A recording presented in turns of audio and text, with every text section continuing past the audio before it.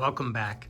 So I just feel like I need to respond somewhat to Hand Grenade's video, just to give you a little bit more explanation. I think he gave a great summary on the cards and why we have the cards, but I wanted to explain them a little bit.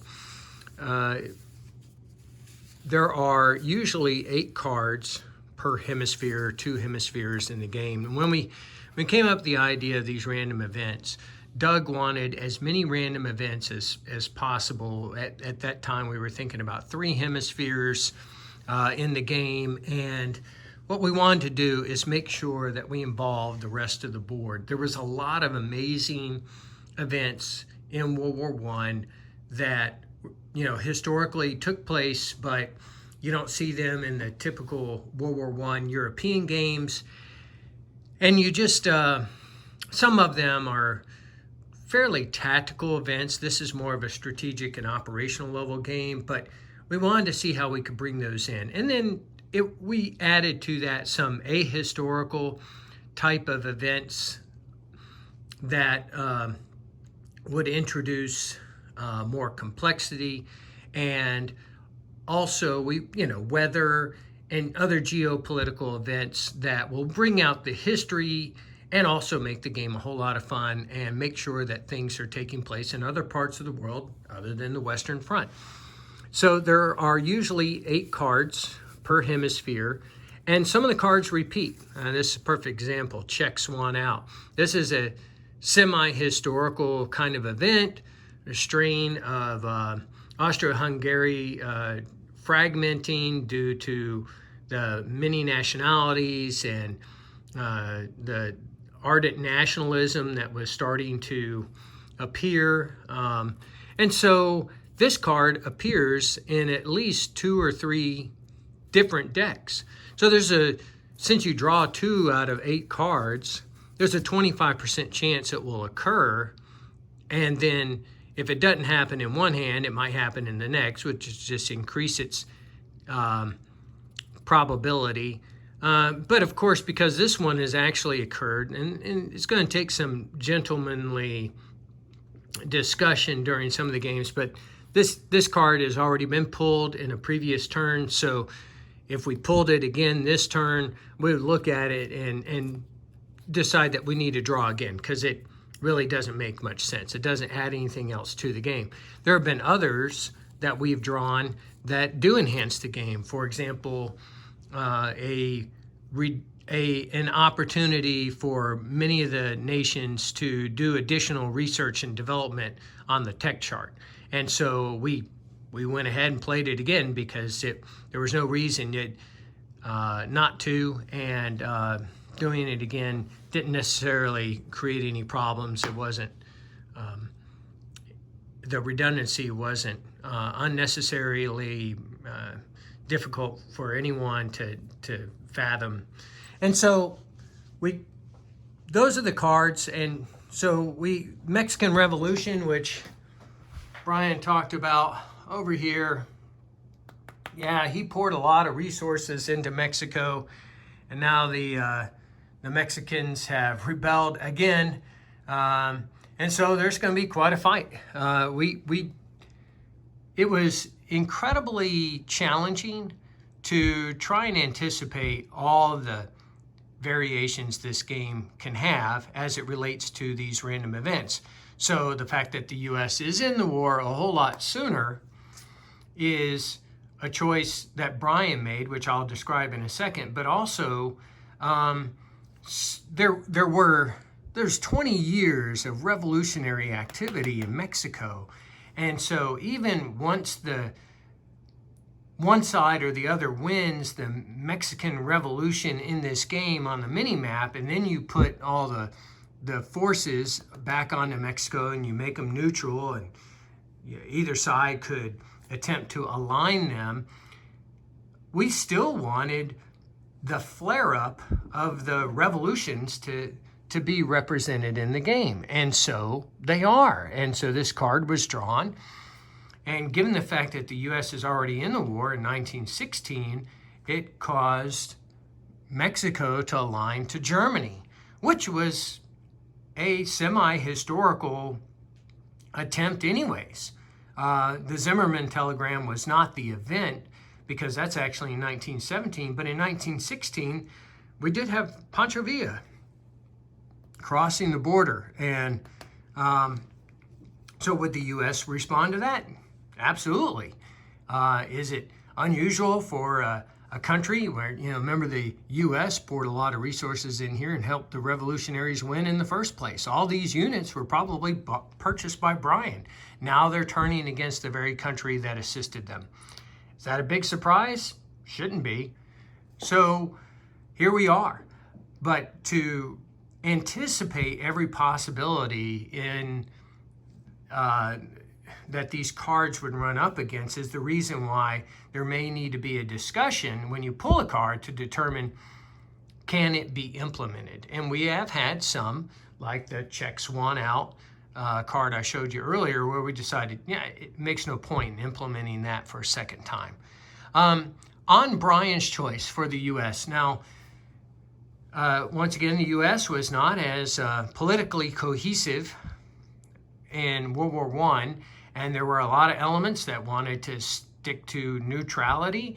Quite honestly, Wilson wanted to have peace without victory, and then, of course, especially with the Japanese taking initiative in the Pacific, the U.S. could just decide to declare war against the Japanese and not necessarily the entire Central Powers. So Bryan really actually had those three choices. And part of the peace without victory, he could have attempted to force an early ending to the war, which, if you're playing this game and you're looking at victory conditions, may be the best option for the Allies. The Allies could talk among themselves, look at the victory conditions, which I'm not going to discuss in great detail in this video, but look at that and decide that, things are in our favor right now. Maybe even the possibility, I'm not saying this is entirely true right now, but maybe the Central Powers are so powerful, they're on the verge of taking Paris, and so the U.S. decides we need to force an early conclusion to this war, or the Central Powers are going to be too successful.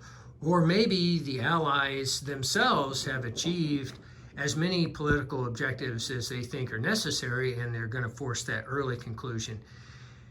And,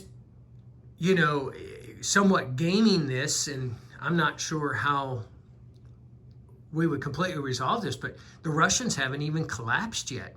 So if the Russians don't collapse, then is there even a Russian revolution?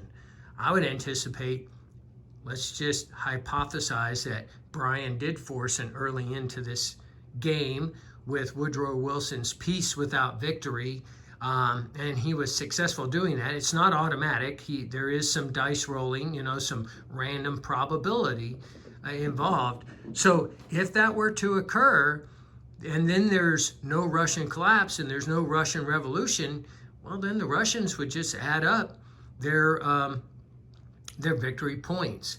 And as many of you have asked, is there going to be a transition between World War I and World War II, the two global games? Yes, there is. Will there still be a Soviet Union in World War II? Certainly. The transition we're working on right now is going to be very simple. It's going to be an expenditure victory points towards your World War II setup, and it's going to have an impact, but it's not going to be incredibly game-changing. At least I don't think it's going to make it necessarily imbalanced. We don't want to unbalance Global 36, but we do want to provide an opportunity for change. There's going to be a more complex interwar game that will cover the same period, again, 1918 to 1936. But once again, we don't want to unbalance Global 6 to the point where Global 36 is unplayable because of the outcome. We just want to provide enough changes. And once you start getting into theories of what could have happened, what might have happened, would the Soviet Union Would there have been revolution? Would there have been a Soviet Union? I think the broad answer, and this is just me as a student of international relations and history, yes, there would have been. Did it have to happen in 1917? No. So why would we necessarily upend the entire game just because this war happened in 1916, because that's what we're playing right now. Anyways, so a little bit of strategy and tactics. I'm going to turn my attention to that.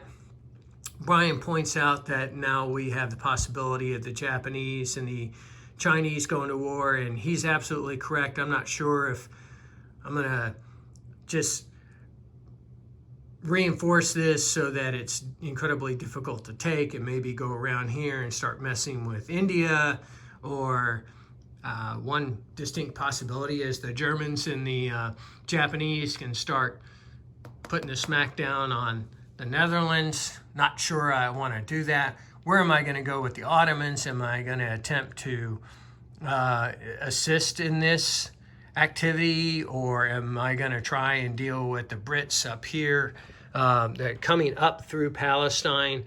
Germany, I'm pretty certain I'm going to go into Picardy. They're not entrenched. It's summer of 16 when we play again, and there's no reason not to just go ahead and take this out. And now I'll have Paris on 3 sides. Paris is strong. I don't think I could take it this turn, but I can start surrounding it and thinning the French out. And this U.S. reinforcement is not significant enough for me to concern myself with it, especially knowing that the U.S. has to turn their attention back to their rear. The British have 1 transport in the entire game, and it's way down here. No, I'm sorry, 2. There's a second one. And so he is not transporting anytime soon, although he is building a navy, and will have it this next turn. So the Germans are going to have their hands full with the navy. That's going to be difficult for me to split my attention between reinforcing my own navy and having enough infantry to continue with the successes here.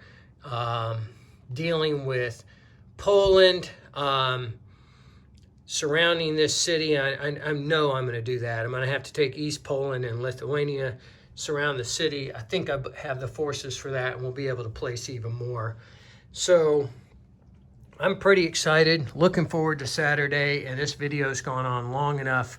I will give you an update, and we'll see how things go this weekend. Bye.